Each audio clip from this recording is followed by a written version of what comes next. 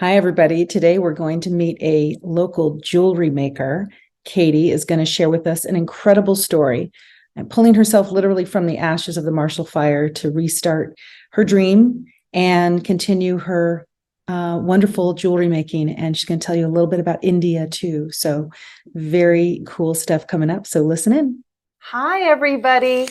I'm here today with Katie Moore of Philosophy Jewelry, and I am super excited because she is going to not only share about her business, but about her story.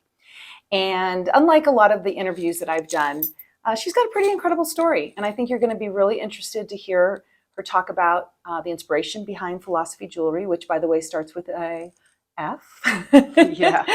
And yeah, so you know what, Katie? I'm going to just turn it over to you and just tell me a little bit or tell our audience about how you started, but then, the path that you've been on, what brought you back to the original journey.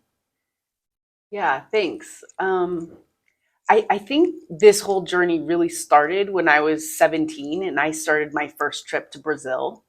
I fell in love with traveling and I've traveled all around the world, but the thing that I was always drawn to, no matter where I traveled, was to go to these artisan handcraft markets.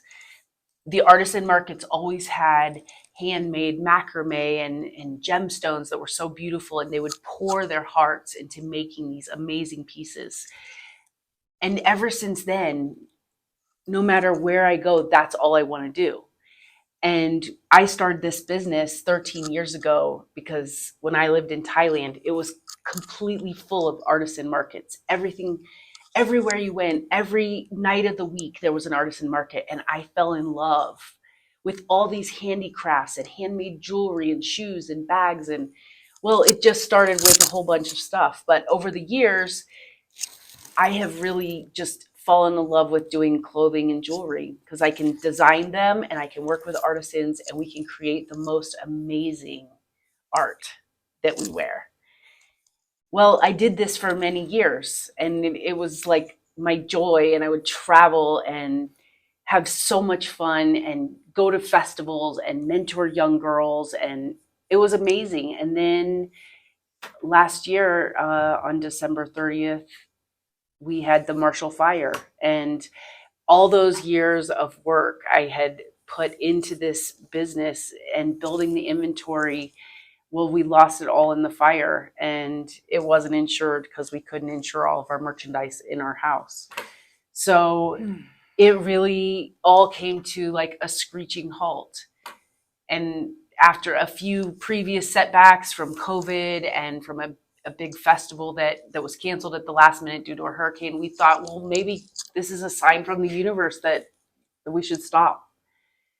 And so I really did. I tried to stop. I said, no, I'm not going to do philosophy anymore because this is a sign, I have to move on. And I did. I got certified as a business coach. I went to Estonia and I went to a personal growth, university for 3 weeks and met amazing people. And I had this whole journey that I was like going to try to turn left.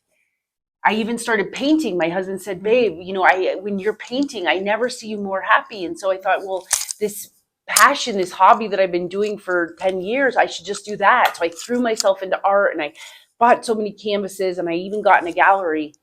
And as I painted, I still just felt like not really fulfilled. Mm-hmm. And so at some point, it just hit me like when I thought about everything about philosophy and everything that matters to me about it, it's about being creative. It's about travel. It's about having adventure. It's about teaching young people how to run their own business, mentoring them. It's about working with artisans and giving them an opportunity to live their craft and be paid fairly. It's about travel and having a freedom lifestyle where I don't have to work a 9-to-5 job, that I can create a business that's a lifestyle business for myself. Mm-hmm. That all that just came clear to me that that's what I really want to do. And when I made that decision, it was so clear. From one day to the next, it was like a full year of no, I'm not starting philosophy. And then one day to the next, I just decided I'm doing it. And immediately I booked a ticket to India. And I just got back. I was there for 5 weeks and I decided to start from scratch. We borrowed some money and I flew to India. And for 5 weeks straight, I just literally did nothing but eat, sleep, and drink design. Mhm. And I designed 14 collections so we can get back into the business again. 14 collections to make a double booth at the festivals. And you're back, baby. 600, yeah, about 720 pieces of jewelry in 5 weeks. Oh my goodness. So it's been crazy. And so did you have the network still intact from particularly in India, or did you start that from scratch as well? I started that from scratch Wow. as well. I historically have gone to Thailand and Indonesia to design all my clothes and jewelry. Uh-huh. But I had made a contact from the previous season before the fire, and he was a great vendor, and he told me he had that he could help me design my collection. And so Off you went.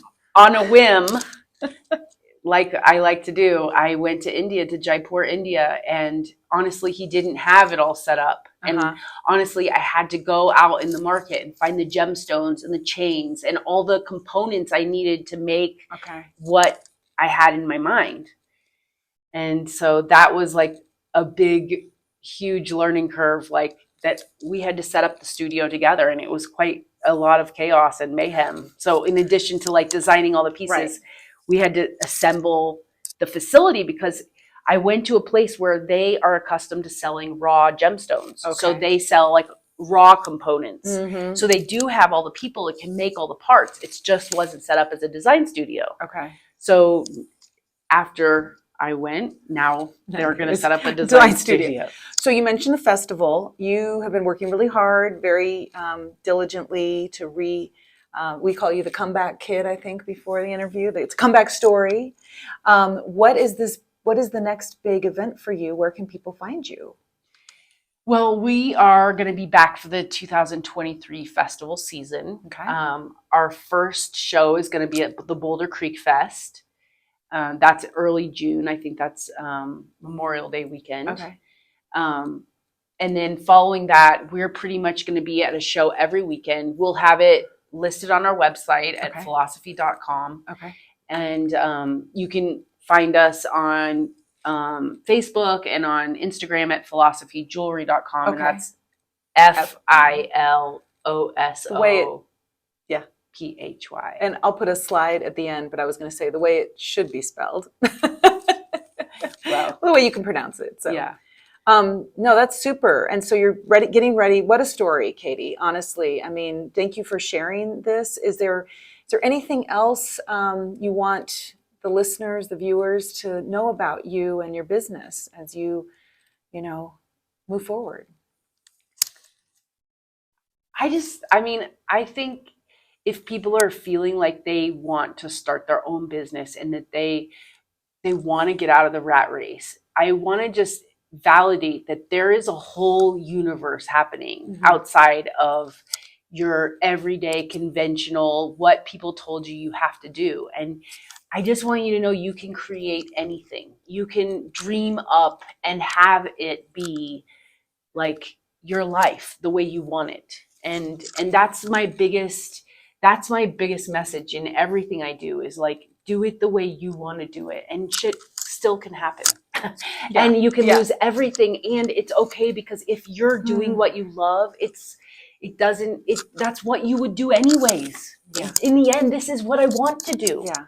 It's not because it's my business or because I make money or because I don't. It's because it's what brings my life joy. So I would say, if I have anything to say, just like, do what brings you joy. Oh, I love that. Katie, you're an inspiration to all and such a positive figure. And just want to thank you for your time. And we'll make sure that all your contact information and dates to the Boulder Creek Festival are also at the end of this interview. And so with that, we will bid everybody goodbye. Bye. Thank you.